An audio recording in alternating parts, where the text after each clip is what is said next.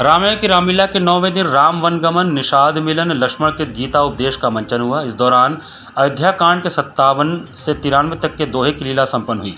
राम को वन जाते देख लीला प्रेमियों की आंखें नम हो गई।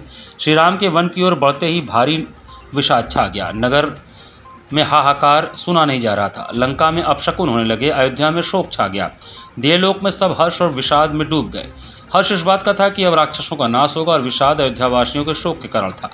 राम वन के लिए निकले तो लंका में रावण को बुरे सपने दिखाई देने लगे। सीता और लक्ष्मण भी वन जाने को तैयार हो गए। सभी ने समझाने का प्रयास किया लेकिन वह नहीं माने। कैकेयी के कटु वचन सुनकर दशरथ अचेत हो गए। राम उन्हें प्रणाम करके गुरु वशिष्ठ को अयोध्या की देखरेख करने के लिए कहकर वन चल पड़े।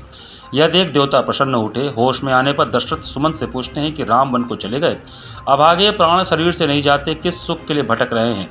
वह रथ लेकर सुमंत को राम को बुलाने के लिए भेजते हैं। दूसरी ओर भूमि पर शयन करते देख निषाद राज रो पड़ते हैं। सुमंत रथ लेकर आते और कहते हैं कि राजा की आज्ञा है कि आप वापस चलें। श्री राम बहुत सारे लोगों को लौटा देते हैं। अयोध्या के सभी प्राणी व्याकुल हो जाते हैं। रात बीतने के बाद सुबह श्री राम सुमंत से कहते हैं कि रथ इस प्रकार चलाएं कि मार्ग में पहिए के निशान न मिले। श्री राम, लक्ष्मण और सीता जी श्रृंगेश्वर पहुंचते हैं। निषाद राज समाचार पाकर कंदमूल लेकर राम के दर्शन के लिए दौड़ पड़ते हैं। राम से मिलने के बाद वह दंडवत लेट जाते हैं। उन्हें अपने गांव ले जाना चाहते हैं लेकिन राम वन में ही रहने को कहते हैं। भोजन के बाद राम सीता भूमि पर शयन करते हैं। यह देख निषाद राज रोने लगे तो लक्ष्मण ने उन्हें मोह छोड़कर सीता राम के चरण कमल में अनुराग करने को कहा। इस प्रकार राम गुण गाते गाते सवेरा हो गया। राम जाग गए। यहीं पर भगवान की आरती के बाद लीला को विश्राम दिया गया।